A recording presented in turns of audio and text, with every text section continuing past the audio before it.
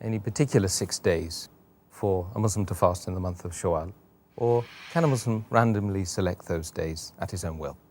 As far as fasting in the month of Shawwal, the beloved Prophet Muhammad said, it's mentioned in Sahih Muslim, volume number 2, in the book of fasting, hadith number 2614, the Prophet said that anyone who fasts in the month of Ramadan and follows it with 6 days of fasting in the month of Shawwal, it is as though he has fasted for the full life, fasted perpetually or fasted for 1 year. The Arabic word is dahar. It means perpetually or full life. One of its meanings is also for 1 full year. So if you fast in the month of Ramadan, the complete month, followed with 6 days in the month of Shawwal, it's as though you have fasted for the full year. As far as fasting is concerned, that should we fast it immediately after the month of Ramadan, or can we fast later on, or should we fast consecutively, or can we fast at random separately? The views of the scholars differ as far as this is concerned, but according to the authentic ruling, to the best of my knowledge, since the hadith does not specify that you should fast immediately, you can fast any 6 days in the month of Shawwal after the month of Ramadan has ended, except for the hadith that you should hasten in the good deeds. So if you use that logic, then the earlier you fast, the better it is, so that you hasten in the good deeds.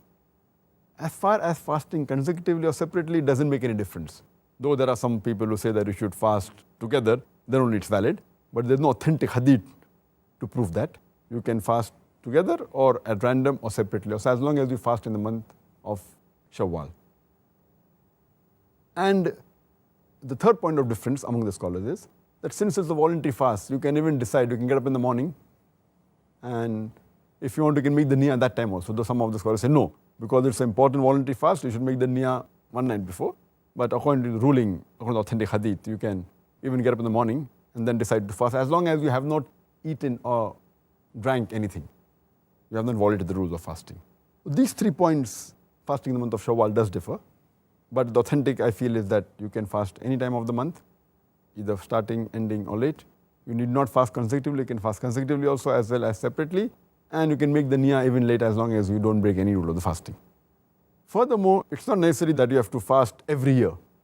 If you fast, it's good, alhamdulillah. But you can fast 1 year, next day you don't fast, also no sin. And suppose you don't fast and only 2 days of Shawwal are left. That does not mean you cannot fast. If you fast for 2 days, you'll get the sawab for 2 days. So the main hadith says that you should fast for 6 days in the month of Shawwal. After keeping Ramadan, it will seem as though you have fasted for the full year. Dr. Zakir, just further to the issue of fasting the 6 days in Shawwal, did the Prophet Muhammad select number 6 days for any particular? Why wasn't it, for instance, 5 or 7 or 8 or 9? The reason Muhammad selected 6 days to fast in the month of Shawwal is because the complete hadith says you fast the complete month of Ramadan, then follow it with 6 days, it is as though you have fasted for the full year.